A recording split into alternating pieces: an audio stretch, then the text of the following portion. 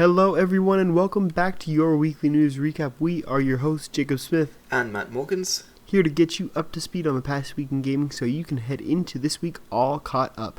And Matt, first off, we've got some interesting news regarding Death Stranding and its classification as a PlayStation exclusive and why that may no longer be the case. As of May, it was officially no longer listed as an upcoming exclusive on PlayStation's website, but people only recently discovered this, like within the last few days, within the last week, and so it's gotten people's minds racing. Matt, if it's not coming to just to the PlayStation, where do you think it's going? Well, I mean, it's going to be a big AAA release, so in theory, it could come to almost everything. I mean, the Switch might be a bit of a push, but I wouldn't necessarily be surprised to see them announce that it's just going to be on everything. That being said, I wouldn't be surprised to see it more restricted. Yeah. But at the end of the day, a big release like that, with all of the hype behind it, the publishers may be thinking that, honestly, it's worth being on every platform. Yeah, what's interesting as well is it's being published by Sony, of course, and developed by Kojima Productions.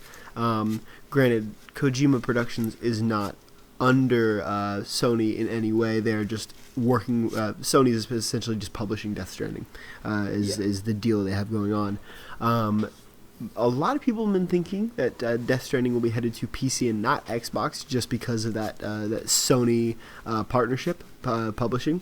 But some people, some keen-eyed fans, have recently pointed to a tweet in which Hideo Kojima thanked Jade Raymond for stopping by the studio. And Jade Raymond, for those of you who do not know, worked originally at Ubisoft, helped start the Assassin's Creed franchise, then moved to EA, started Motive Studios, and then was recently hired by Google to head up their Stadia Games department. We know that Google has told us that Stadia will be getting exclusives, and while obviously this wouldn't be an exclusive to Stadia, we know that Stadia is launching sometime later this year. This might be a great opportunity for them to get a big name like Hideo Kojima under their belt for people to kind of incentivize them to move to their platform. What do you think the likelihood of that is? I definitely wouldn't be surprised to see them certainly see Stadia target a big title like that to kind of have stuff to launch on Stadia when it does become available. Whether it works, well on Stadia, I think is something that time will tell on that one. Yeah, absolutely. We haven't actually seen a lot of Stadia to judge just how good the gameplay is on it. I don't know that I'm necessarily convinced by the theory that it's unlikely to come to Xbox, but likely to come to PC, because PC is, for all intents and purposes, still a Microsoft-dominated field. Yeah. And when we see things like cross-platform, cross-save, that kind of thing, it's always been far, far more likely that exists between Xbox and PC, purely because it's so much easier for Microsoft to just work directly between the two. So, if they were going to bring the game to PC, they'd probably end up in talks with Microsoft to some degree. Yeah, certainly. And we know that Sony has partnered with them, is partnering with them on their Azure streaming platform.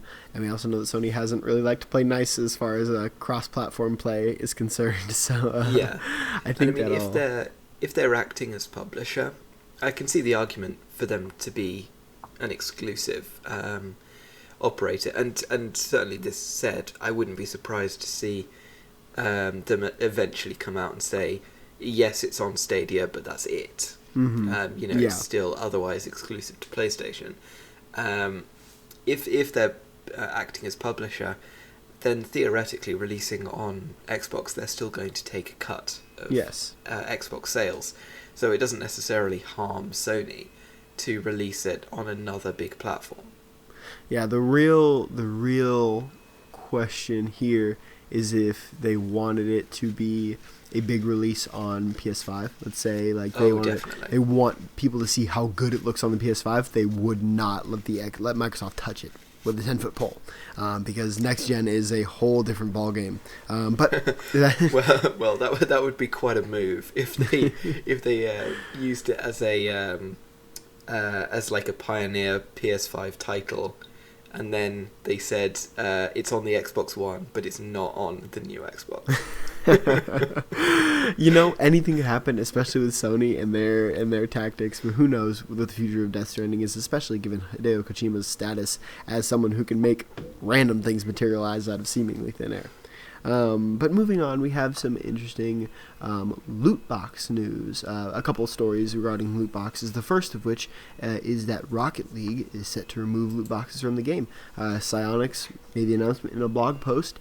And of course, this is following their acquisition by Epic, who of course acquired Psyonix and therefore Rocket League. And while some people were kind of questioning how this would go, it seems to be shaking out for the better, because they're going to be replacing their loot boxes with fully transparent microtransactions, similar to what we see in Fortnite as they've rolled out their own season pass. Matt, do you think this is just an effort from Epic to get more goodwill from its fans, or do you think there's something more behind this? I definitely think there's a profit motive behind it, and I think that Epic is in a very good position to look at data from Fortnite and see whether that model works. And I think this is an indication that it does. At the end of the day, they acquired Rocket League as a business venture. They're definitely looking to make money from the property. Of course. And if they're pushing for this kind of transition, then it suggests that they've got proven data to show that a microtransaction model as opposed to a loot box model makes more money.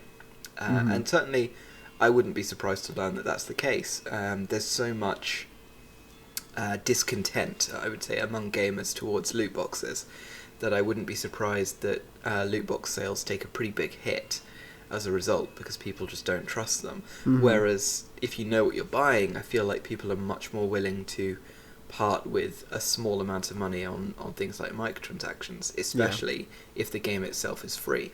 Yeah, it's a very good point, and I want to kind of use that as a nice little segue about knowing what you're buying, because drop rates have been in the news recently. Loot box drop rates, because Microsoft, Sony, and Nintendo, among other publishers, but the big three, have announced their partnership with the ESA to mandate that loot box drop rates be displayed on all games available in their storefronts.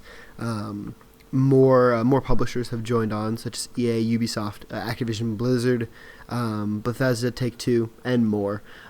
So while this is a good step forward, we also kind of have to take a second look at this, right? I mean, how are we supposed to trust the people who are profiting from loot boxes and from those, quote unquote surprise mechanics, to be the ones to properly mandate how they are distributed?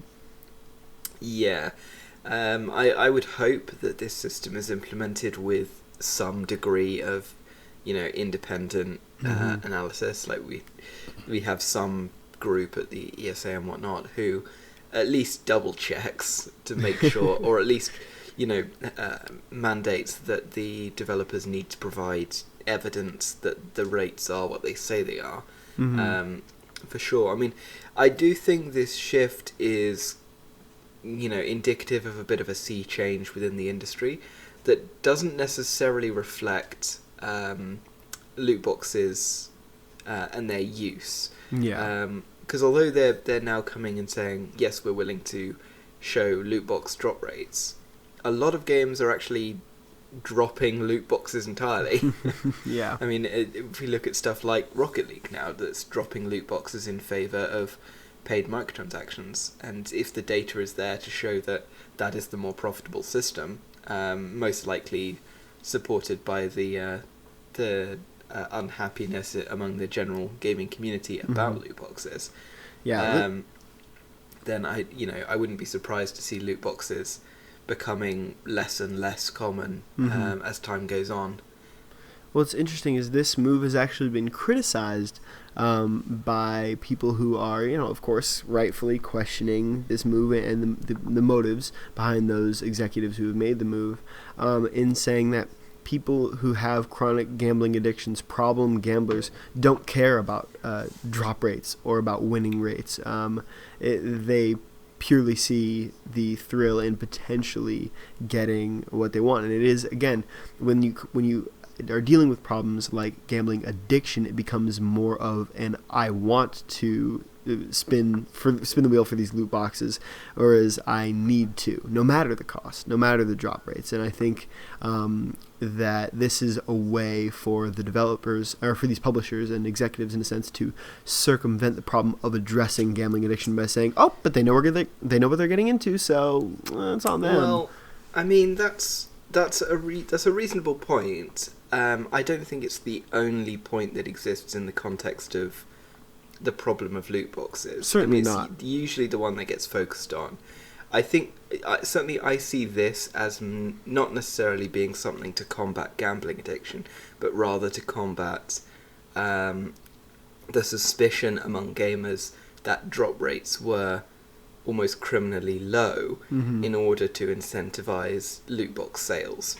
And then this will be a way to confirm whether or not the loot box drop rates are actually, what they have been previously said to be. And it does offer people a bit of surety in that regard.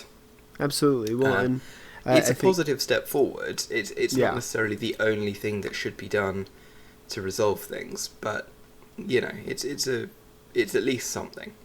Yeah, I think that's kind of where a lot of the gaming community stands. It's like, well, this certainly isn't fixing the problem, but like you said, it's something, and we're taking some steps in the right direction at the very least, right? Even if certain communities are more vulnerable, such as those who are subject to gambling addiction, or children who might not be fully aware of drop rates and stuff like that.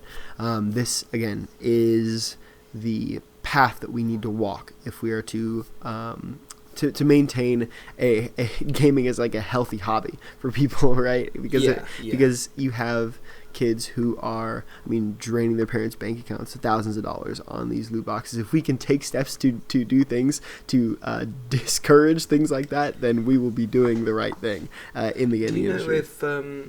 Do you know if Google or Apple have signed up to this? I did not see their names on any of the lists that I had seen. Because certainly I would associate some of the worst offenders, and probably most of the worst offenders when it comes to loot boxes, with mobile gaming. Yeah. And Google and Apple are the primary publishers in those cases.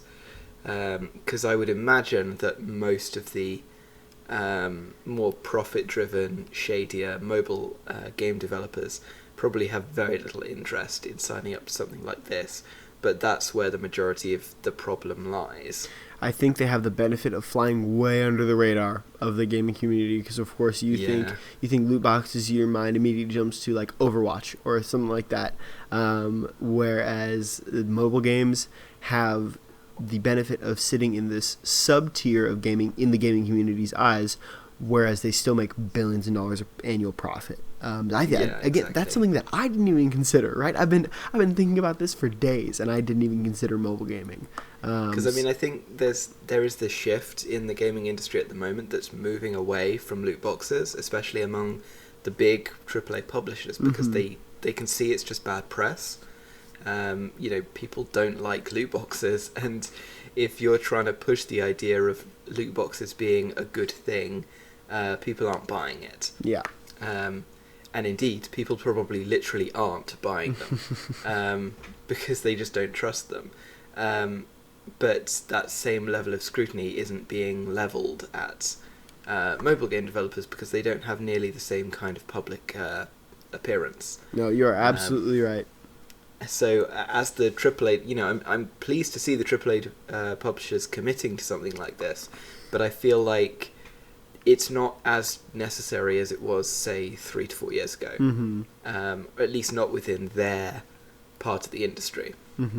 I'd much prefer to see this being implemented on the, on Google Play and the App Store and things like that. That's a very good point. Forcing those mobile developers to show that their drop rates are actually reasonable.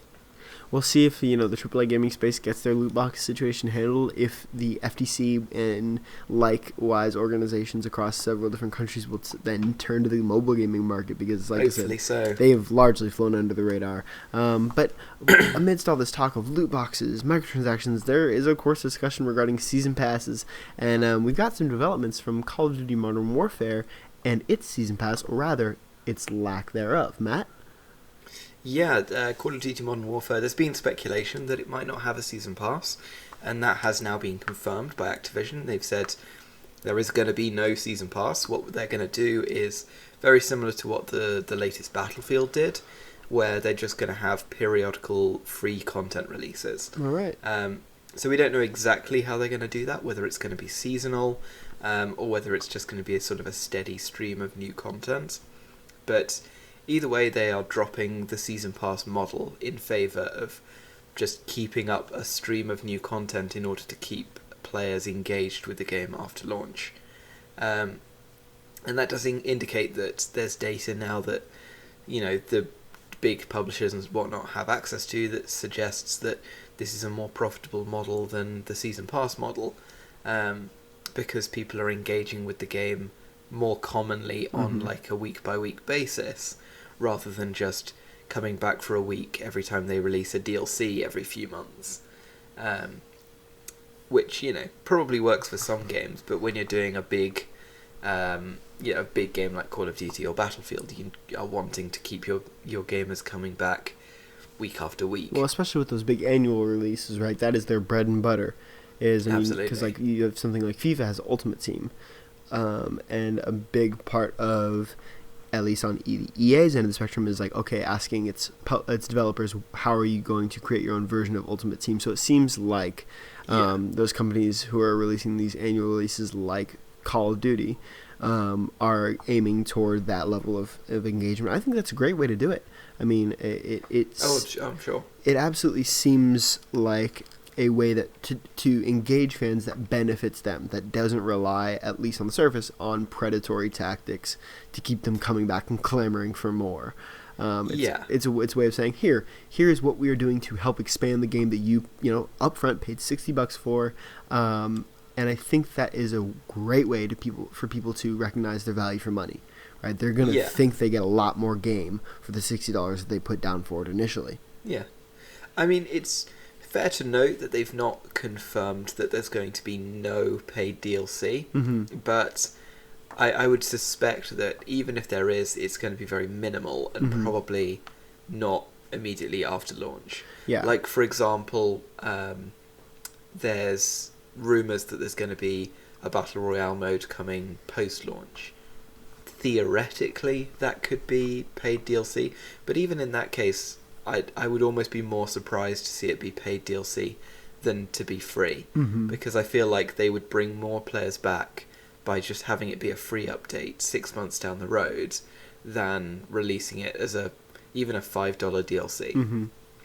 Yeah, absolutely. I mean, you would have an influx of players coming back and playing free content and then potentially spending money on loot boxes, microtransactions, as opposed to charging them out the wazoo for however many DLCs up front and then potentially not delivering on that. That is the way that Activision seems to be doing it right now, and rolling out content for Modern Warfare. At least their plan to roll out content seems a lot more gamer friendly, and it seems I don't know, like a way to earn goodwill amongst gamers, right? Because we have seen a lot of pretty not so awesome things coming out. I mean, the omission of a single player from the last Black Ops it was a big red flag for a lot of gamers.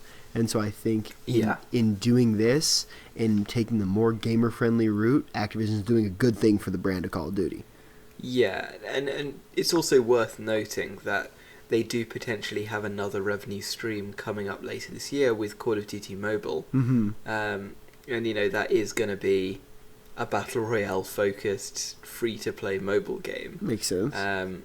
And microtransactions are definitely going to play a role in that. Yeah, as we said, it's mobile, so it's guaranteed. Yeah. And with that potential revenue stream coming in as well, I would guess that they can afford to be fairly conservative when it comes to their design for Modern Warfare.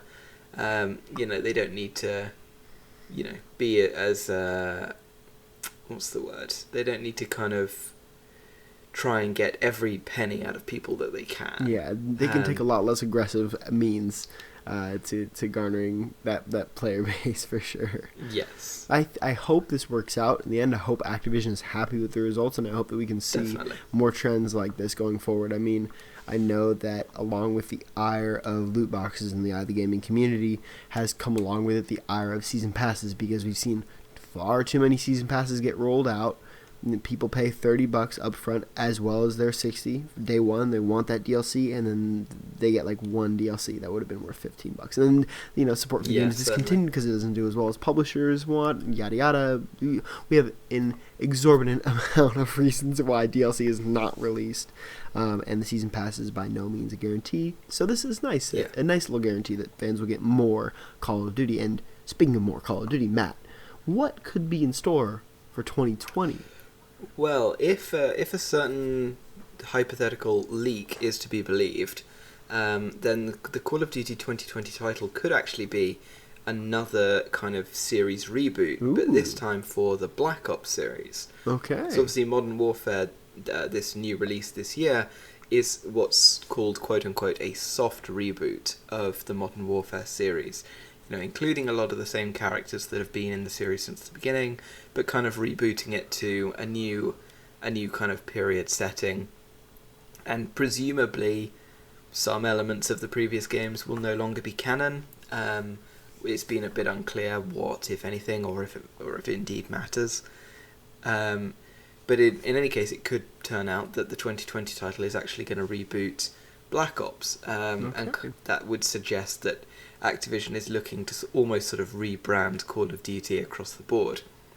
Now, obviously, this is a leak that should be taken with a big grain of salt. Mm-hmm. A heaping truckload, for sure. Yeah, this is not official confirmation that this is what's in the works. This was something that was potentially leaked on Twitter. Now, I would say that there is a reasonable case to be made that this is a reliable source of information, because the person who leaked this information is actually the person who originally was the source for the information that Modern Warfare was going to be a reboot. Okay, so some credibility and that here. Proved to be, that definitely proved to be accurate. Mm-hmm. And they were accurate in the information that they put out. So it's definitely worth considering. Obviously this is still something that might be in internal discussion at Activision. This might be something that's in the planning that maybe hasn't gone to full development yet, or it's something that might, end up being pushed to 2021, even if it is in development. So, even if it proves to be correct now, it might not be exactly what ends up happening in 2020. Obviously, there's a lot of time between then and now. Mm-hmm. But certainly it's conceivable. And it would fit in with their current model with Modern Warfare, kind of re-angling to focus on single player almost as much as multiplayer. Yeah. I like the idea that they're kind of rolling with these soft reboots, because the Call of Duty series has gotten a little out of hand.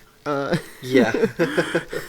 I mean, as soon as they took Modern Warfare to space, everyone kind of was like, all right, they're jumping the shark. Again, with the last Black Ops not really sitting. I mean, it performed commercially really well, but I don't think it sat well with fans that there was no single player. It strayed really far from the roots of what Black Ops was, which was at its core an awesome story.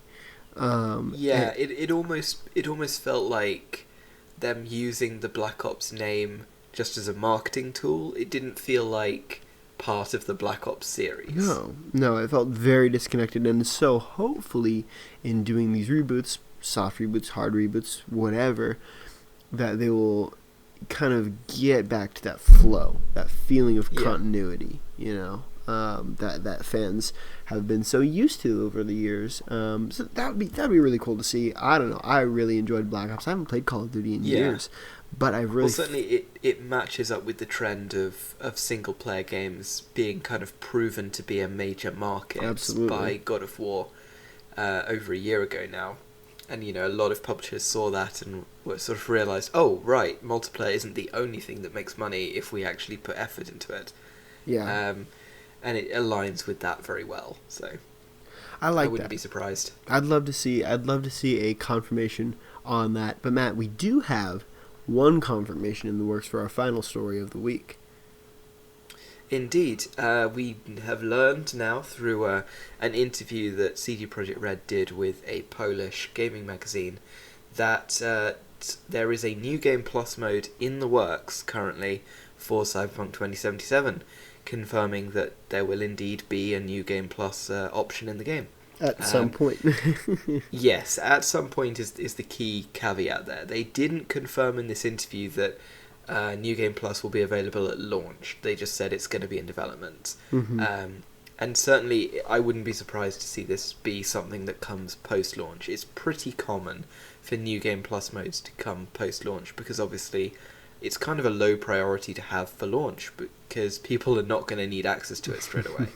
Especially with a huge game like Cyberpunk 2077, which is probably going to take, I would guess, at least 20 hours to complete. Probably a lot more if The Witcher 3 is anything to go by. Oh god, yeah, it's going to be... I'm thinking at least a 50-60 hour time sink. Yeah, I wouldn't be surprised to see that, especially if you're doing a lot of the side content. And certainly CD Projekt Red has a bit of a track record in that they released a New Game Plus mode for The Witcher 3 post-launch. Mm-hmm. I mean, in fairness, it's a good track record because they released it as free DLC just a few months after launch. And I suspect that that's probably what they'll do in the case of Cyberpunk. They'll probably put it out as a free update at some point. Yeah. I mean, much like what God of War did after their own release. They didn't have time to get New Game Plus in before release, so they deprioritized it and shifted it to a post-launch release, which worked out very well for them. It seems to work out, and I don't think people are going to complain much. But like, what? I can't start a new game before I've even finished the first run through? Like that, I think that's a pretty perfectly acceptable thing to do, to add it post-launch. Especially, CDPR knows what they're doing. They know how to allocate resources and manpower to what they need to do. And if that's constructing a cool, awesome, sweet in every way core experience before adding New Game Plus, they're going to do that. Yeah. And they're not going to announce anything before it's ready. So I trust CDPR with this fully. But I like that we're going to get a New Game Plus. It just gives me more reason to play Cyberpunk, honestly. And I'll take any excuse. I mean, what with a game having multiple endings, multiple difficulty settings, including that difficulty setting that turns off the whole UI. I mean, literally, there's a lot of potential for replayability. 3 different ways to begin the game and experience it with the life path system. Like, just a mind-boggling amount of stuff. Okay, Matt, I'm very much looking forward to April and then the subsequent release of the New Game Plus mode. But that's going to do it for us this week. Thank you so much for tuning in today. Of course, you can find these stories and more at VGR.com. We're always looking for ways to improve the podcast, so if you've got any feedback, you just leave that in the comments down below. Once again, I've been Jacob Smith. And I'm Matt Morgans. And we will see you next week.